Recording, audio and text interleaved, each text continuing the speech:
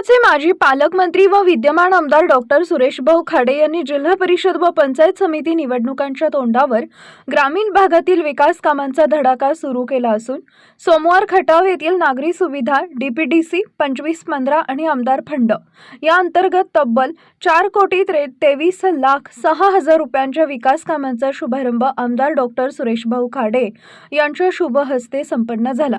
याच खटाव अन्य 5 कामांसाठी 70 लाख रुपयांचा प्रस्ताव पाठवण्यात आला असून लवकरच त्या कामांची मंजुरी येणार असून ती कामही तातडीनं सुरू होणार आहेत। खटाव गावातील नागरिकांच्या मागणीप्रमाणे व या नागरिकांना सदरची कामं करून देण्याचं वचन दिल्याप्रमाणे आमदार खाडे यांनी वचनपूर्तता केली असून ग्रामीण भागातील जनतेत समाधानाचं वातावरण आहे। यावेळी रावसाहेब बेडगे, सुरेश परीट, पिंटू पाटील, डॉक्टर महेश शिंदे, ग्रामपंचायत सदस्य यांच्यासह भाजप पदाधिकारी, कार्यकर्ते, परिसरातील नागरिक मोठ्या संख्येने उपस्थित होते।